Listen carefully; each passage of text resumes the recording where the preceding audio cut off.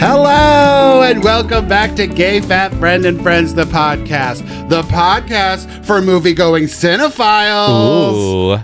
I'm your host, GayFatFriend, aka Todd, and joining me, as always, is my teeny tiny, adorable, beautiful, little bitty husband, Rob. I am friend. Rob, your name is Rob. Oh, hi. Hi. Yes. Hello. How's it going? Good. How are you? I'm good. Thanks for being here with me today. You are welcome. Happy Sunday. Happy Sunday. We made it. I can't believe it's only been a week. It feels like the longest week ever. Seriously, every week has been so eventful and just so eventful. Like even when it hasn't been world events, I feel like we're just getting a lot done or something. I'm just ready for precedented times. I know we say that a lot, but can't we just be precedented for a second, for a hot second? But I love you. I appreciate you. I am holding space for you. I'm just trying to use like new age terms. Oh, okay. But thanks for being here. Thanks for being my constant co-host. My rock. Thanks for being my rock. Someone to lean upon. You are my constant. But no, hi everybody. Welcome back to another episode 31 of GayFatFriend and Friends. We made it. It's happening. We feel really good about ourselves. Seriously, right? that 30 that we talked about last time did happen. And just like life, 30, we breezed right past 30 and now we're on to 31. Seriously, what's that? What is a milestone anyway? Next thing you know, aside from somebody just passed by. One day you're going to roll over and you're going to be 43. And that, you know what? That's how time moves. But happy to be here. And yeah, it's been a pretty good week, compared to other times in our lives. Yeah. And we went to a movie, which we never do. Seriously. And now we're going to another movie tonight. Like Crazy. I said, we always record these on Sundays around noon. And yes, Friday, we saw Deadpool and Wolverine. Yeah. Is that the exact name of that film? I believe, yeah, Deadpool and Wolverine. It's not like Deadpool X Wolverine or Versus. No, I think it's Deadpool and. I've been referring to it just as Deadpool 3. Yeah, which I think technically on paper it is, but I don't think it's referred to as that. No, it is not. Like they didn't even use the number 3 anywhere. No. Well, and it's funny because I know that I think it may have just been a joke online, but they were sort of like talking about what should the name of this movie be? And one of them was Deadpool and Friend, which I thought was really funny. And that would have been really great, but obviously it kind of buried a pretty large factor for a lot of people wanting to see it probably. Yeah. But like Deadpool and Friend just felt so...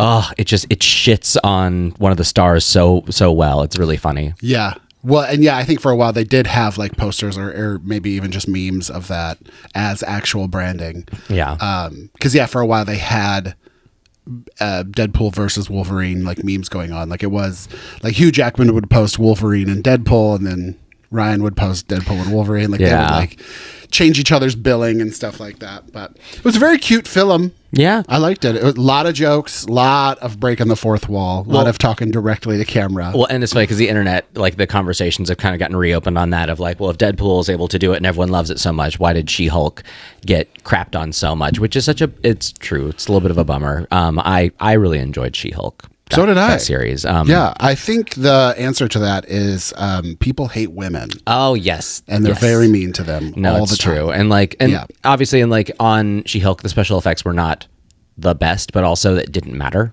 Because they weren't awful. Yeah, they weren't terrible. 1999. Even then, and seriously, they could have literally just put like a green filter on the camera and just had her walk around as a human. And I still would have been like, love it. Writing is great, super funny. I'd watch Tatiana Maslany do anything. It was just furthering the MCU and kind of dotting some T's and crossing some I's. Right. It gave us the character of Pug, who is like non-toxic masculinity and wonderful. And I love that actor from.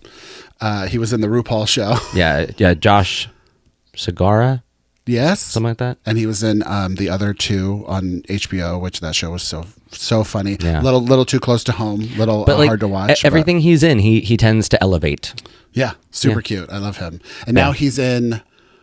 Oh crap! He's in something really famous and popular, and everybody's like, "Oh, Abbott Elementary." He joined as like a gym coach or something. Good for him. Yeah, so now he's a lead on that show. Nice. Which is what, season 3, season 4 right now? Yeah. Sorry, Tangent Palooza, but yeah. Tangent Palooza, which we've never watched Abbott Elementary. All the clips I see of it are funny. So all the clips I see on TikTok, I'm like, why are we not watching that? I mean, I think the main reason is because, I know too many people in it and like used to do shows and stuff with Quinta, who I love, is amazing, a great person, literally a treasure on this earth.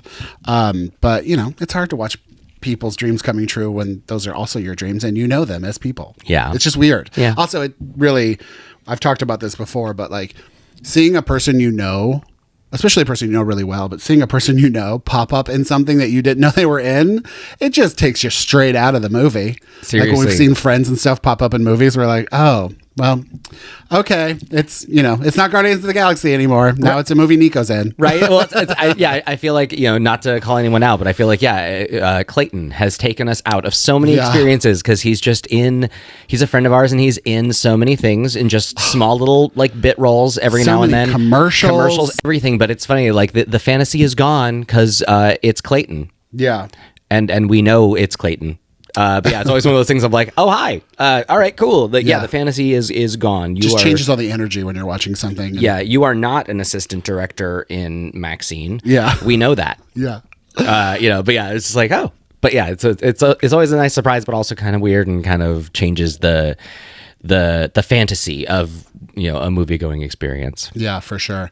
Well, and back to franchises like we were just talking about MCU. It's so funny what we've decided to flesh out and watch all of the lore of a franchise, and then like when it comes to Star Wars, we haven't watched anything. Like there's too much. We have disconnected from the Star Wars universe so hard that we're too far away. I don't think we could ever catch up. See the movies. Yeah, we'll see the movies, the theater movies. Yeah. But other than that, like, we're not watching any of the shows. It's too much. Well, and it seems like every single show has like one thing it does pretty well, but like every other thing kind of falls apart. And so it's just one of those things of like, well, cool. I just wish you had one show that did everything really well instead of having like 8 shows to watch to kind of get like, well, one if you want characters, one if you want really great action, one if you actually want some surprises, one if you want lore fleshed out, like Laura. It's just like there's so many different angles on the Star Wars universe, and also it's a universe that I don't find that compelling. So many tangents and time jumps and prequels and sequels and origin stories, and it's just like, what is going on? Yeah.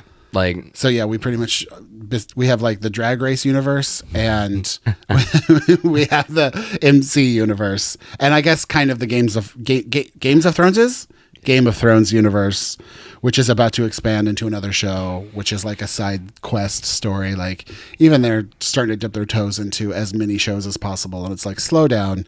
Can we keep one timeline, just one linear timeline instead of jumping around so much? Well, and was it a dream? Or we're not getting an Alien TV series, are we? Dune. We're getting the Dune. I was like, I feel like I dreamt something.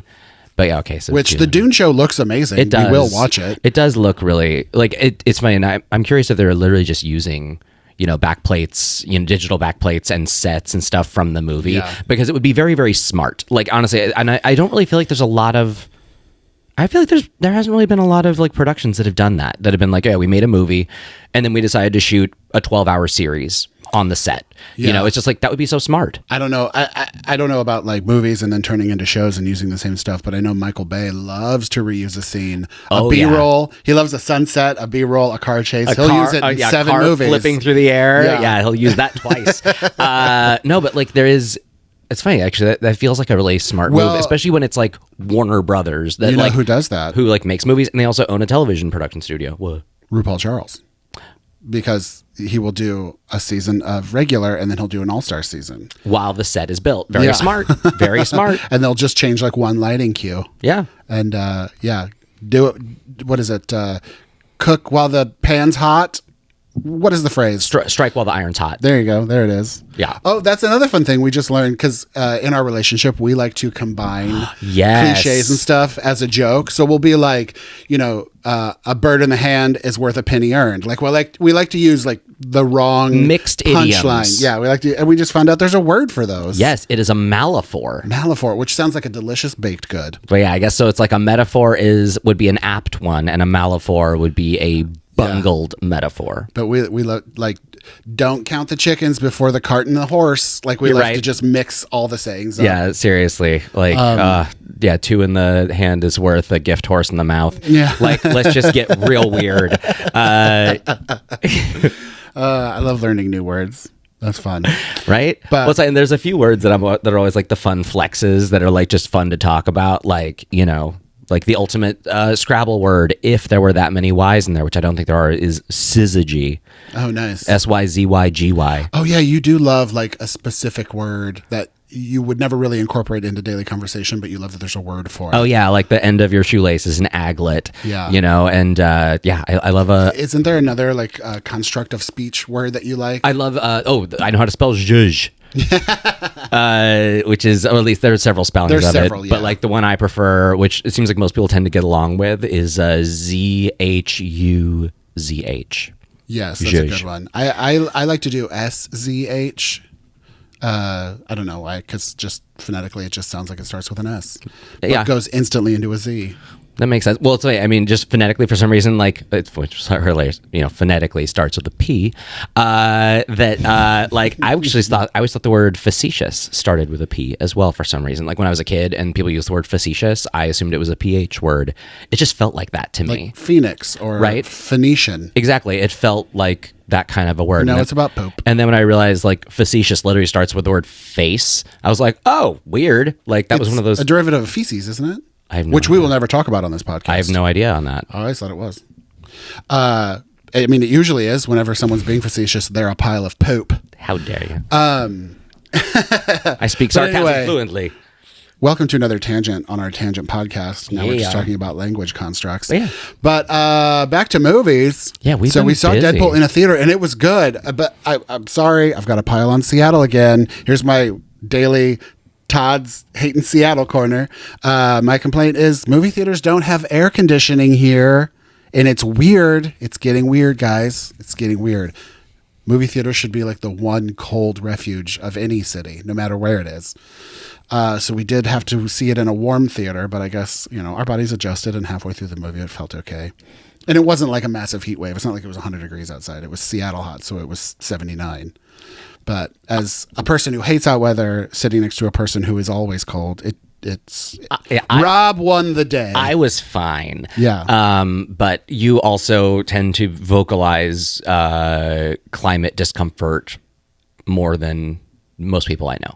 It's so painful and uncomfortable. I'm like covered in sweat right now. This shirt was light blue when we started. Now look at it, soaked in sweat. So uncomfortable, and it's almost a disability. It just hurts, and it's so awful that I hate being hot.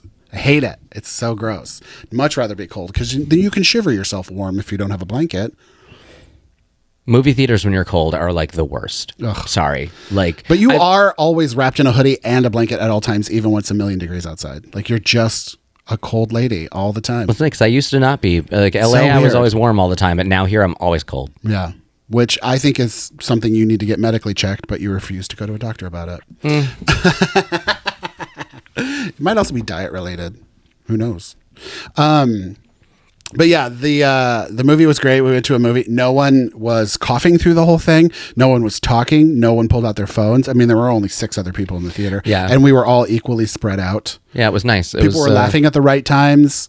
It was a pleasant theater going experience. Yeah. And we honestly figured the movie would be so loud that even if Right? it was annoying, it'd be fine. Yeah. So yeah, well, it's like, tonight we're going to go see Twisters, where it's like, yeah, the movie should be loud enough that honestly there could be a baby crying in that theater and it shouldn't matter. Yeah. I mean, please tell me there's not going to be, but like, So yeah, like I was saying, the theater experience for Deadpool was so good that now tonight we bought tickets to see another movie, which is Twisters, because Rob just ruined the punchline. But were people really like chomping on their nails? Was that a big surprise? I'm trying to tell a story here, and every time I'm about to go into what we're saying, you're like, "We're doing this," which is fine. It's not that big of a deal. He just leaves. He just gets up. You don't need me here anymore. I mean, I didn't realize that we were teasing people, and just like it's sorry. It's okay. I forgive you. But yeah, that was the other thing. We decided like people talking and being on their phones and coughing and children laughing and stuff, or not children laughing, children screaming and talking and stuff isn't so bad when you know it's going to be a very loud, sound effect heavy movie, which Deadpool was. Thankfully, there was maybe 3 quiet scenes. Everything else was just nice and loud. Well, also at least Deadpool, I feel like it's the third in an R-rated trilogy at this point. Like parents know, Like people, I think at least that is like a pretty hard R, where a lot of people, Whoa. different material there. But it's a kind of like patently adult movie where I think that at least there's not a lot of confusion. There were no children in that theater at all, which is great. Yeah. Obviously, Twister's a little bit more all ages, but hopefully it'll be loud. I mean, last time we went to a theater, assuming it would be loud, we saw the last Spider-Man animated multiverse movie. The theater itself was ruined like the sound. They decided to just like play it off of a freaking phone. It was so quiet. It was like, what? That was weird. Yeah, it was and a we strange went like one. during the day, and there was a bunch of kids there. Yeah. So we learned our lesson. Yeah. Also, it's best to wait a good 2, 3, 4 weeks after a movie's released to see it in the theater, because we just bought our tickets on our phone and there were only 2 other seats sold. So hopefully we'll have a nice light theater experience. Yeah. Plus, it's like a downtown theater. And so Seattle downtown is pretty quiet on the weekends, Yeah, and like, especially at night. And like Sunday evening, I mean, yeah, we're basically just finding a replacement since we don't have any dragons to watch this evening. I realized that this morning. I was like, oh, we don't have dragons tonight. I'm so bummed. Although, I mean, honestly, this last season, I just did not care for that much. But it was definitely a filler. It was really good, but it was a filler, like moving the story along. I think next season is going to be chaotic. We shall see. Honestly, I think the biggest problem, not to get into this, super deep, but like I just have such a hard time with House of the Dragon because I just don't care about any of the characters.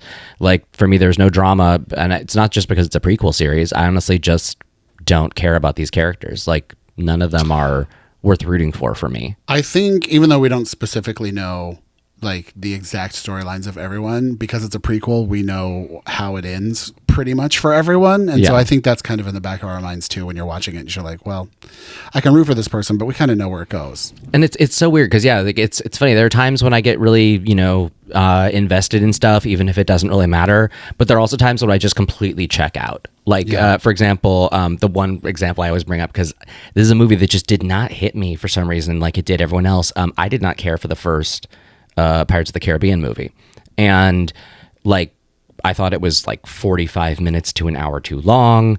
During the battle, when like one of the coins goes missing, and all of a sudden that means that Jack Sparrow can't die or something, so it becomes 2 immortal things fighting each other with swords. Neither of you can die. There are no stakes. Why am I watching this? Like, it just became a thing of like, I'm ready to go, and you just found a way to make a fight completely inconsequential, but you're going to make it long at least. Yeah. And so, yeah, it was just one of those where it's like, but it's so funny. We've seen the superhero movies to where it's like, there are no stakes in the grand scheme, but like, I don't know. There's something about like, it's hard when a movie just does not hit. Well, like that. And that's what I've said about superhero movies. Once you introduce the whole like multiverse thing, it kills the stakes for everything, because like you can just bring every single character back from the dead. You can bring them from another dimension. You can go to the spaces between dimensions where nothing means anything, and it's just like, oh well, I get that this is sci-fi, but if there's no rules, then where's the excitement in seeing something happen? Because it can just easily be changed. Yeah, no, it's like the multiverse thing has gotten messy, and it's like, and Deadpool does address that to a degree. Yeah. It's like when we watched, what is it? What Endgame was the second part, right? Avengers. Endgame? There's Avengers, then Age of Ultron, then Endgame. Part 1 and 2. Oh, so Infinity War, then Endgame. Yeah, there's 4 Avengers movies. And so like that whole storyline was all about the Infinity Stones and the Gauntlet and all this stuff. And you watch it, and it's epic. It's a great movie. I love watching those movies. But then you watch the Loki TV show, and he goes to the time place. What's it called? Time Variance Authority. Yeah, like that? And then he finds a drawer filled with Infinity Stones, and they're like, oh yeah, you can go to any universe and get those. And it's like, okay, well, you just negated 4 long movies. 20 movies worth of backstory that took us to get here. Yeah, and at the Time Variance place, they just use Infinity Stones as paperweights in their office. And it's like, okay, all right, cool. So all of that meant nothing. No, well, and I think everyone even kind of recognizes that, like, there's been a few high points after Endgame, but for the most part, it's been kind of rough going, just because, like, the stakes have been set, and like at a certain point, I don't know. It's when everything is a top priority, nothing's a priority anymore. Yeah. And I feel like once we hit Galactic's like level of stakes, it's like, okay, well, you can kind of, once Eternals happened, I feel like everyone was sort of like, okay, we've hit like planet changing scale of stuff. It's like when they used Captain Marvel to come in and kind of save the day because she was watching the whole time. Yeah, she could just save the day every time. And then same with Eternals. Oh, and then there was another group that was watching the whole time, waiting to step in and save. And then there's going to be another group that was watching the whole time, waiting to step in and save. It gets to be a bit much. And that kind of loops us back to why we're kind of done with the Star Wars universe. It's just too much. Yeah. You're going too many directions. Well, and kudos for Marvel for releasing that, or, starting to brand their standalone content as such. So at least you don't have to do all the homework for some series or some movies. I forgot what they're even calling it, but like they do at least have like a special intro card that they're doing for like the Marvel standalone stuff. You don't need homework to appreciate this, which is cool. I haven't heard anything about that. I thought we talked about it. I don't know if any of the shows have happened yet. And I mean, even then we're not watching a lot of the spinoffs, but yeah, there's a, I wish I remember what it's called, but my phone's over there. But yeah, like told you to keep it on the desk. No, it was nearly dead anyway, but yeah. So, yeah, like the it's so funny because I thought I was going to keep up with it, but the world got too big, especially with all the TV shows. Mm-hmm. Anywho, but we've been watching other stuff at home too. Well, yeah, I mean, we've kind of been watching a movie every night. Almost, this week. Yeah. We watched the full original Candyman franchise. Yeah, I mean, we didn't watch the first one, but we've also seen the first one at least once a year, every year since we've been together. I watch it probably every 3 months. It's been recent. Yeah, it wasn't this week, but I love that movie. We watched Candyman 2. Does it have a byline? Farewell to the Flesh. Yes, and then Candyman 3, Day of the Dead. Yeah. Spoiler alert, it does go downhill after the first one. The second one is a little less, it's cheesy. It was in the theater. They got Philip Glass to do the score again. The third one. The second one has some moments. Yeah. It's a mess. It's actually kind of a good continuation of the story. Yeah. It's acceptable. It could have just been done a little better. And then the third one was direct to DVD in 1999? Yeah, and I believe it. I looked her up because you thought she was on Baywatch, which she may have had an appearance on Baywatch. Yeah, but I don't think she was a regular because, at least in her top 4 on IMDb, that was not one of them. But 911 is, which she's on now. Oh, she's back. She may also just have like a guest appearance. But I did see on the trivia that it did say that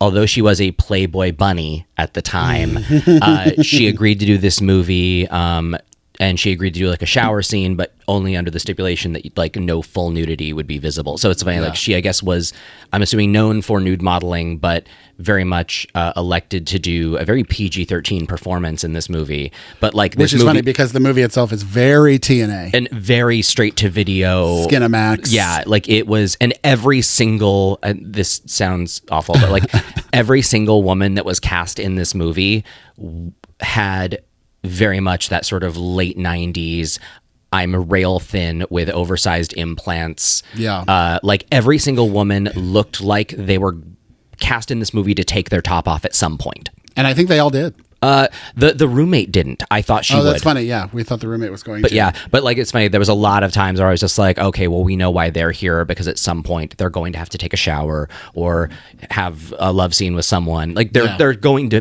There's a reason why they're going to take their top off. It was very much like late 90s peak of giant boobs, and everybody had the Rachel haircut. Yeah, it was rough going. It was a long 90 minutes. Like it was even, I think it was under 90 minutes, and it was long. Yeah, I was gonna say it was like an hour and 23 minutes, and you felt every one of them. Minute of it. I sure fell asleep for a midsection of it. Which it's funny because I was wide awake. I caught every second, and oh man. Well, and it's funny because like Tony Todd returned to be Candyman again, and then while we were watching it, I was like, this gives off Leprechaun vibes because we watched the whole Leprechaun franchise over the last year. And Rob had a fun fact. Well, yeah, I looked up on the trivia, and apparently, I guess the rights to Candyman at that time, I guess whoever had the first right to make the movie passed, and so Artisan had backup rights, and so they were like, "Oh, we're going to do it." And the only other horror franchise that Artisan owned the rights like fully to was Leprechaun, and they were actually considering doing a crossover. And apparently, Tony Todd was like, "No, sorry, we're not doing that. Won't be me." Which because I was surprised when we saw Day of the Dead that like Tony Todd was a co-producer, and that movie is so bad and does so many terrible things with that character and his performance. Like this is going to be useless for anyone not watching the video version. But like, there's a lot of moments where he just kind of goes like this, and just kind of has his hands in the air like he's a wizard all of a sudden, and it's just like that's not what he does. But he's conducting an invisible orchestra at times in still frame, and you're just like, what? A lot of it too, I noticed, was Tony Todd just doing sound bites and voiceover. That he's not even in the scene. It's a lot of just his voice based, pitched down to be the lowest possible bassy timbre. But it was also crazy because they did not do it as well as they did in the original movie. No, like, it wasn't scary or creepy. They couldn't even get comical. the same sound design effect. Yeah. But yeah, well, also in the trivia, I saw that Tony Todd has gone on the record of saying that he does not think that Day of the Dead is very good. Good. And so at least there's that. But it was weird. Yeah, I was surprised seeing him as a co-producer, given how like borderline The Room it gets at times, especially during like erotic scenes that feel very out of place. You're tearing me apart, Candyman. Right. I mean, hey, he kind of does. Oh, yeah, it was. Yeah, it was rough. It was rough, but also funny, and that's kind of the joy of horror movies sometimes, is that they're so bad. Well, and we've been trying to watch like more retro kind of horror recently, or not retro, but like classic horror. Yeah. We watched another franchise this week. Yeah, inadvertently we watched An American Werewolf in London. Yeah, and then we watched American Werewolf in Paris. Terrible late 90s sequel. Yeah, I mean, are they connected at all besides no, name? Not really. But yeah, man, like American Werewolf in Paris was not well received, and for good reason. So Millennium Core, like the clothes, the actors, the soundtrack, the edits of the movie, everything about it was just so late 90s. Well, and like seriously, there's one scene that I'm convinced had to have been basically where they took 10 minutes out of the movie and just kind of folded it together, where they just kind of like, well, we can just seam these two scenes together and we can make it work. But like there's all of a sudden a moment where Tom Everett Scott and Julie Delpy just start to make out, and all of a sudden it dissolves to them in basically the same position making out, but like upstairs, like not in a bedroom though. Now they're in like a library or something. Yeah. It was very strange. It was just like we just moved to a different room, same positioning though, and they were still kissing, and then all of a sudden like the bad guys bust down the door and like the new metal pops in, and it completely changes vibe and becomes 90s with a vengeance. It is so a moment in time, and it is crazy because like I always, forget that like I never think of like movies from the 80s as being especially classic about in any particular way, but like, man, you can watch An American Werewolf in London, and aside from the lack of cell phones, are you talking about Paris? No, like you can watch London, the original. Oh yeah, and aside from the lack of cell phones, it's like it's just kind of pretty timeless. Pretty timeless. And then you watch An American Werewolf in Paris, astrophysicist, and it's fully the 90s. Oh my God. It's just... Well, I mean, it has X Games in it. It has bungee jumping. Do you guys remember bungee jumping? That movie is extreme as hell. Yeah. It's trying so hard. It's just late 90s core magic. They were so desperate for a Mountain Dew partnership. They were trying. The CG of the werewolves is so just cartoony and bad, and like clearly they shot it with tennis balls on sticks and then replaced those. If they even had that technology then, they might have just filmed things breaking and falling over and then just casually inserted. The proportions were never the same. Like sometimes they'd be like dog size, sometimes they'd be huge, sometimes they would like their head would just kind of melt into their body and not have a neck at all. Like, oh, it was delicious. It was deliciously bad. Such a mess. But yeah, it's nice to watch old turn of the century. When did we start saying turn of the century, by the way? Like, when did they start saying it about 1900? Oh, God. I didn't realize we were saying that. No, are we? Like, when do we start? That's what I'm saying. I hope. When did they start referring to 1900 as turn of the century? Because they still say it on Antiques Roadshow, but they're not saying it about 2000. I feel like it started like 70 years later. Like, I feel like not till like... I'd say it's probably like late this century is when you start talking about the turn of the century. So we don't have to worry about labeling cell phones and the Jennifer or the Rachel haircut as turn of the century. I mean, I've seen like those T-shirts that are marketed towards millennials that are like, "Be patient with me, I'm from the 1900s." Yeah, that is funny. I do like that. But yeah, oh man, what else do we watch? Because we watched other stuff too. We watched Maxine. Oh, so good. Super fun. I really liked it. Great ending to the trilogy. Yeah. Of the I guess we can call it the Triple X trilogy, probably. Yeah, I don't know what its lore name will be, but yeah, the Triple X trilogy, I guess. Or I guess the X trilogy, because it is fun because I do keep I try to keep on the shelf sets of movies together, even if alphabetically they don't necessarily make sense. So you it's keep like them as franchises. Well, yeah, like Dark Knight comes after Batman Begins. That's just because like that's the Batman Begins kind of, or officially it's the Dark Knight trilogy, but it starts with Batman Begins. Yeah, and like the X trilogy, even though Pearl comes before it, both alphabetically and story wise, chronologically. You go by release date. Yeah, well, it's like that trilogy will be in X in the collection, and so Pearl will just happen right before X, and then Maxine, and then the alphabet will continue. Well, yeah, you can't call it the Pearl trilogy because she's only in the first one, right? So yeah, it's just going to be probably the X trilogy. Well, I guess she is in the second one technically, but she wasn't fleshed out yet. Yeah, and Pearl is always here in spirit in all of us. Exactly, because I'm a star. I'm a star. But yeah, I think that's a great time to transition into our final segment because 30 minutes of movie talk about the 90s. That's good. Oh, that was good times. Got to do a rim shot. Why not? Oh, well, speaking of classic movies, and there's just a fun thing that I'm excited about. We were almost out. You pulled us back in. I'm sorry. And it's exciting news. It's not the best news that I think we were all hoping for, but it's still very good news. Shout Factory or Scream Factory, I guess the imprint, is doing a Death Becomes Her 4K Blu-ray release. It's about time. Like full like new scan or whatever. I'm really excited about it because like that's one of my absolute favorite movies. Of course, the internet's all talking about how like we just like the thing we all want to see is like the reconstructed work print that has the deleted character of Tracy Ullman. Yeah, I've always been fascinated by that. Because if you look at the original trailer, there are literal scenes in there that are not in the movie, and that happens, but there's also a full character that is not in the movie, and it's Tracy Ullman. She was fourth billing on this thing, and they completely cut her out. Yeah, and she's completely removed, and so I just want to get my hands on a screenplay at this point just to know what that story was. Right. But it sounds like this Blu-ray will not feature any of that material. We all keep hoping it's going to show up at some point, but like it could be deleted. It could be gone. But yeah, probably. But I will continue to support any re-release of Death Becomes Her, like in higher quality or whatever. That movie is just one of my absolute favorites. Forever. And it's one of my favorite film industry Hollywood fun facts is that they were offered Thelma and Louise and they turned it down for this instead. And I think that was the wise choice. Seriously, like, yeah, I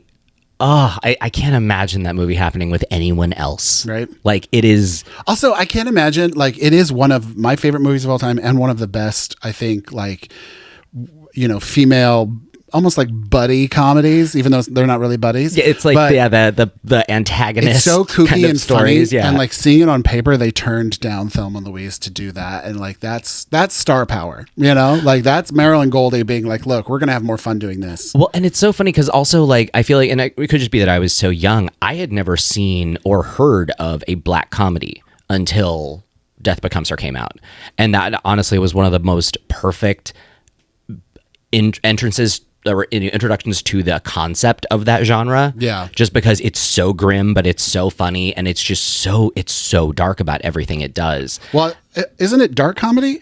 People use the term black comedy? I think it used to be black comedy.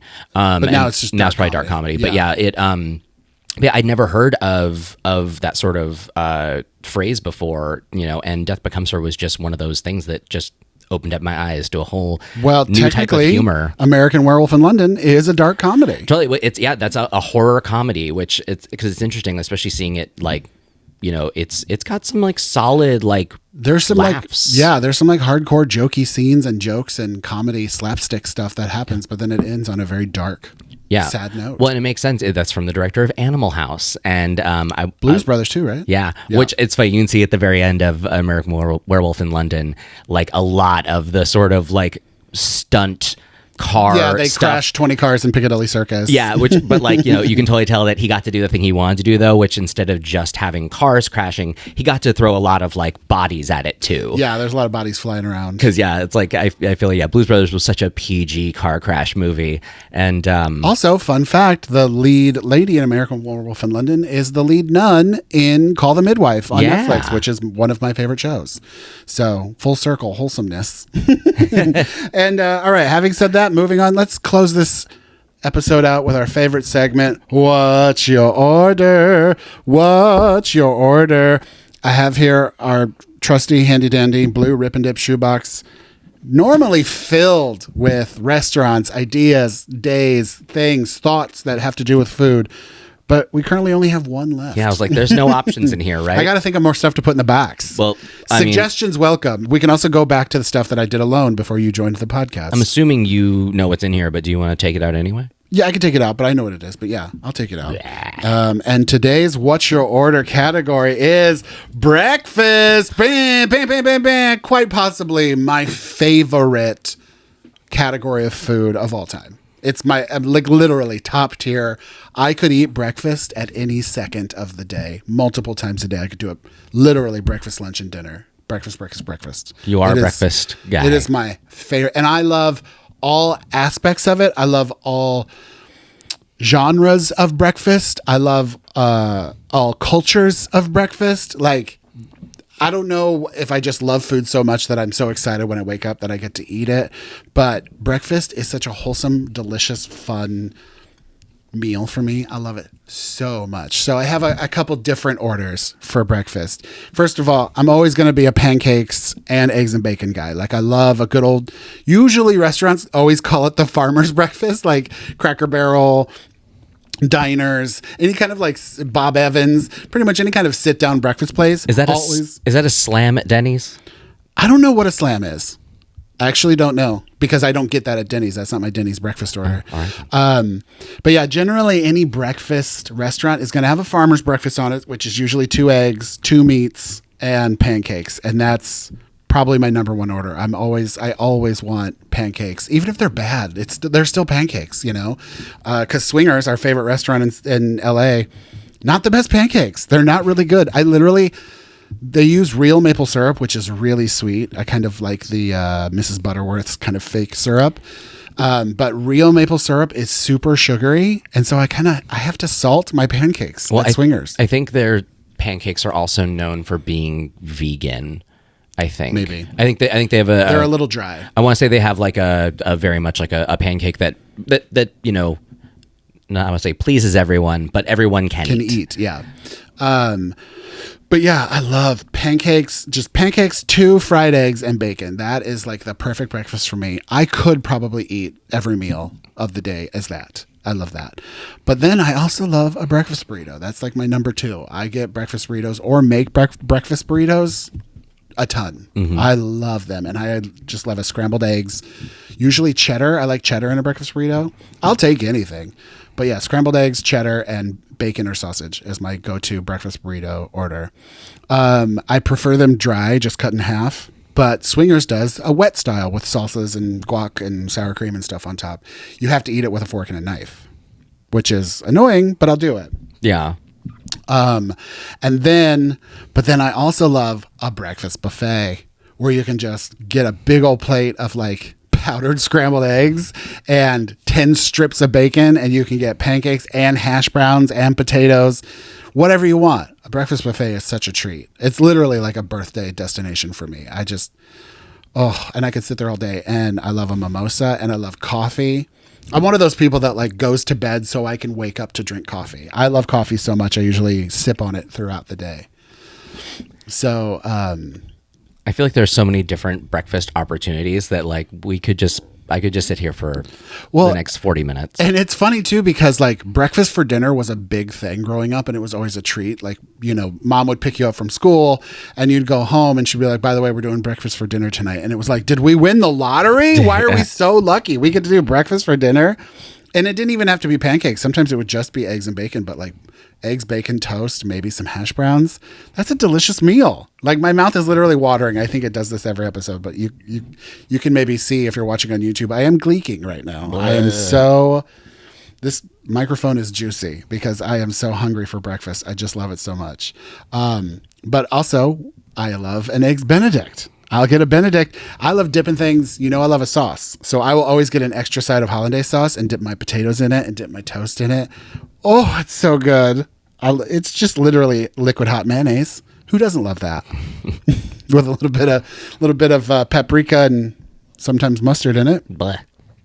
delicious. A delicious sauce. Chef's kiss. Hats off to the man or woman that invented hollandaise.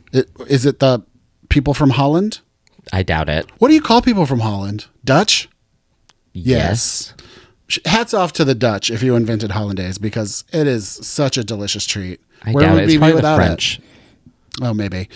And then another fun thing, especially being from California, you can add avocado to any breakfast item. There's not a breakfast item you can't add avocado to. It's so good. Yeah. So my favorite is the griddle. It's funny. It's hard to have a favorite when you have every favorite. Right? What I was going to say is I think my favorite breakfast restaurant, though, is called The Griddle in Los Angeles.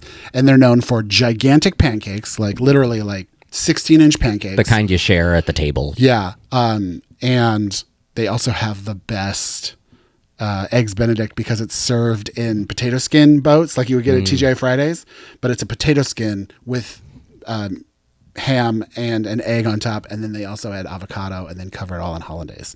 So that used to be my birthday restaurant. Rob would take me to the Griddle. We did it because there's always a line. It's very tiny and very popular, and so there's always a good 30 to 45 minutes, sometimes an hour wait just to get into the Griddle. Yeah, but we just get to stand in the sun next to the old Directors Guild building. So worth it. You get a giant red velvet pancake, which is literally just a red velvet cake in pancake form, drizzled in hot cream cheese frosting. And then you get the potato skin Benedict, and you could just dream for days, die happy, crying tears of joy because you had the best breakfast ever. So yeah, that's my breakfast order. I could literally do a podcast about breakfast, and every episode would be about my different breakfast orders because I love it that much. But what about you? You don't tend to eat breakfast, but you like breakfast foods. Don't answer for me. You just talked about breakfast for forever.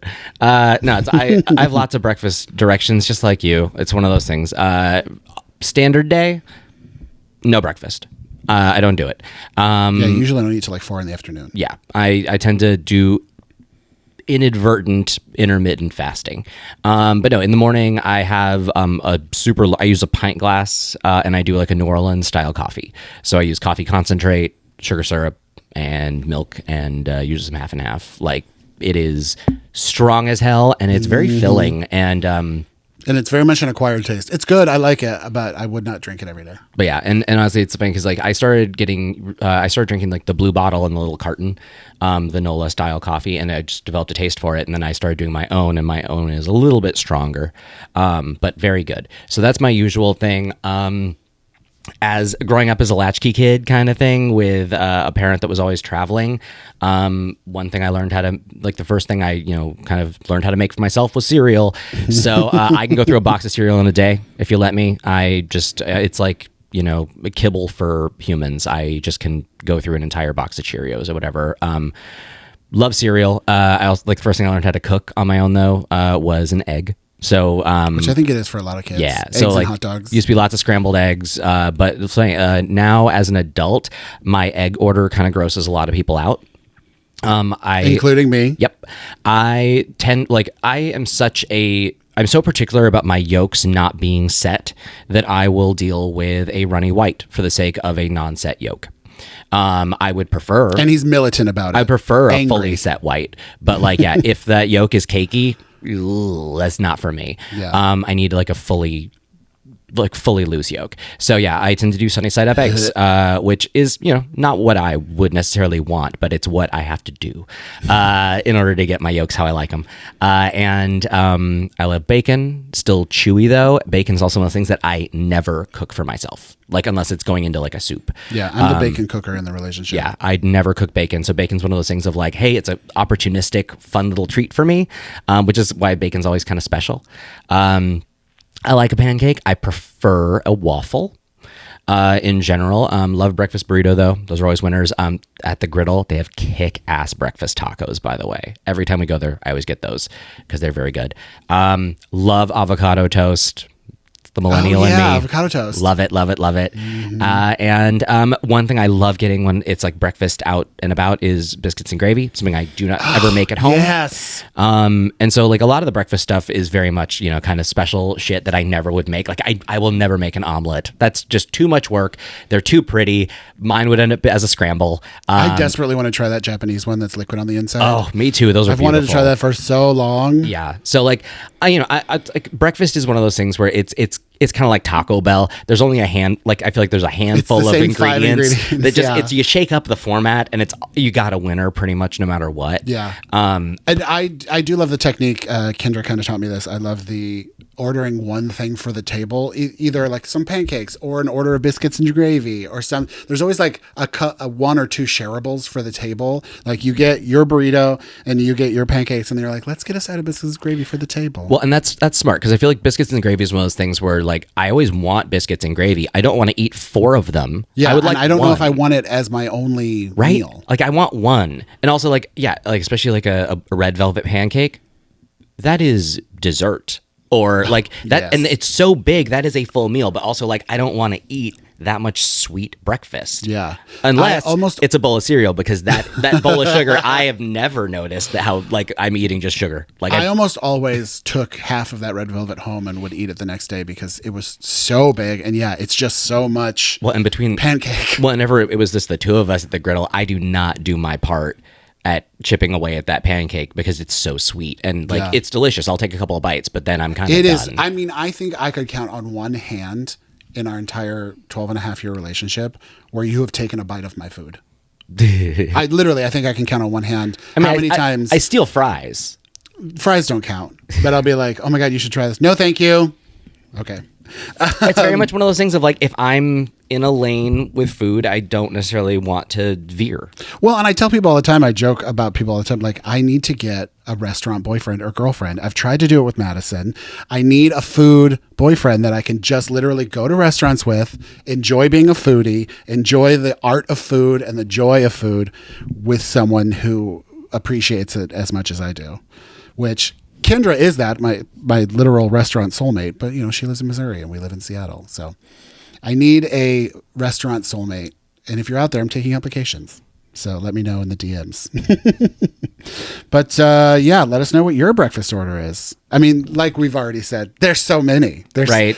It's almost, that's my Sophie's choice. I can't choose. Don't make me choose. Right? I want it all. I feel like you can't really go super wrong. Like, because even like, I love the idea of one of those like soft boiled eggs that you like lop the top off and you eat with like the English? And you little like toast sticks. I love that idea. Will I ever do that? No, I don't have time for that. Now I love it. That falls into my food icks, which I don't have many. One is hair. If I find a hair in my food, I'm done. Literally done. Maybe even gonna, upchuck a little bit. If I find a hair in my food, especially if it's a long hair, I'm done. I can no longer eat. Now we do get a lot of ruby hair, which we call vitamin R. Yeah. But that's just dog ownership. And I still joke around about like one frozen entree that Todd ate that had one super long hair in it. And so it's just, I literally added it to ingredient lists as a joke now. I got a frozen Mrs. Calendar's pot pie, and there was a very long black hair baked into the crust. And guess how I found it? Because it was halfway down my throat, and I had to pull it out. Yeah, and so now whenever I'm doing any sort of cooking at home, I'm always like half an onion, 3/4 of a cup of heavy cream, and one super long black hair. So disgusting. Gotta just have that fun little reminder of that pot pie debacle. And it was like way back in the day when I was still on Twitter, and I tweeted about it. And the Marie Callender's restaurant and the Marie Callender's freezer section are two totally different companies. Like they're the same company, but they're completely run by different people. And everybody was tagging Marie Callender's, and they were like, that's not us. You got to take that up with like this factory, blah, blah, blah. But it was so disgusting. And then the other thing is eggshell. If I get an eggshell in my food, it shuts me down pretty quickly. And you're like Padma. Yeah. But it's usually if I get an eggshell in like an omelet or scrambled eggs or something, and then I crunch it and it dustifies in my mouth, then I'm done. Like if I like am chewing an eggshell, if an eggshell ends up in my mouth and I find it, I'm like, take it out, I'm done. But if I actually start chewing it and it turns, lose all appetite, and I'm finished. I mean, it's funny because you say that it's like eggshells are terrible. Yes, agreed. But like, and I think we talked about this on the podcast before, but like, I'm gonna have to bring it up again. One of my biggest trust issues ever was when I got a omelet from Cantor's as a to-go order, and there was a fucking pickle chip in it. And like a hamburger dill. Yeah. And like, first off, even if you like pickles, no, it shouldn't be in an omelet. But as someone who is extremely opposed to, holy crap, like that really ruined a lot of trust. Like, it gave me severe trust issues. I mean, have you gotten an omelet since? Not from Cantor's. But also, like, it's rare. Like, I feel like you'll get a scramble, but I feel like I've never seen you get an omelet. I get the Beck omelet with real bacon at Easy that's Street right, Records. At Easy Street. Yeah, that's right. You do get that omelet. Yeah. I always forget because they're all artists' names. Yeah. So you don't really order food there. You order an artist. I order the Beck, but with real bacon instead of the vegan bacon, which is fine. But I'll go vegan. I love a vegan breakfast. You know, it's all possible. Right. No breakfast is terrible breakfast as long as it doesn't have hair or eggshells in it. But you're so picky. You're right. I'm such a picky food eater when it comes to debris in my food. But yeah, let us know what your breakfast orders are. Again, I could not only talk about it all day, I could do a full 10-episode podcast series about the different breakfasts that I will eat. And I feel like we missed an entire angle on breakfast, probably. Like, we didn't even touch on the topic of bottomless mimosas. Oh, like, we didn't even touch that, or like such a treat, or a donut, or a croissant. Oh yeah, like we missed. So now that I'm thinking about it, I was like, holy shit, we have missed so many different angles. The actual breakfast I eat every day, which is peaches from Trader Joe's and a Cliff Bar, right? Pop-Tarts. Seriously, so many breakfasts. Like, yeah, this is a Honestly, tough one. Breakfast really does dominate. I mean, I eat the Jimmy Dean frozen breakfast burritos every day for lunch. Like, breakfast dominates our life. It's true. Oh, it's the gift that keeps on giving. Seriously, I could talk about breakfast every day. We didn't even talk about chilaquiles. Oh my God, I love huevos rancheros. That's my favorite swingers order is the huevos rancheros. Oh, and also just for me, the shocking disappointment that Taco Bell breakfast is. I've never tried it. I still have never tried it. We didn't even talk about fast food breakfasts. That's what I'm saying. There's Holy crap. We didn't talk about the sausage, egg, and cheese from McDonald's. I did when I did McDonald's, and I did part of my Starbucks order is the sausage, egg, and cheese. God, the Starbucks breakfast. Right? There's so many breakfasts. Holy crap. Sorry, everybody. That's a lot. Yeah. That could be a 7-hour episode. Seriously. Honestly, we might just refill the box with every different restaurant's breakfast that we eat because it's so good. I'm very much Nick Offerman in Parks and Rec. Yeah, bring me all of the bacon and eggs that you have. Well, and Leslie Knope too. Very obsessed with waffles. And breakfast. Seriously. Breakfast is a magical time. It's a magical event. Dare I say, it is above a Thanksgiving meal for me. A perfect, beautiful, like unlimited mimosa, brunch, all the foods you love. Well, according to Big Breakfast, it's the most important meal of the day. Oh my God, we should do a breakfast-themed Thanksgiving one year where we don't have a turkey. We just do a big breakfast. How about no? All right. It's usually a Christmas thing anyway. But thank you guys so much for listening. God. Christmas, the casserole, breakfast. So, sorry. Like I make a beautiful, delicious breakfast casserole and monkey bread. I've talked about it before. But yeah, it was just like every single time like you mentioned something, I'm like, holy shit, that's like another breakfast So many breakfasts. I love it. But yeah, thank you guys so much for listening and thank you for watching. Let us know what your favorite breakfast stuff is. Honestly, I could eat it forever. And I'm excited to go eat it right now. And yeah, thanks for listening. Thanks for watching. Don't forget to like and subscribe and follow and share and tell your friends and keep coming back because it works if you work it. Work. Anyway, that's Rob. I'm Todd. Thanks for watching. We love you. Goodbye.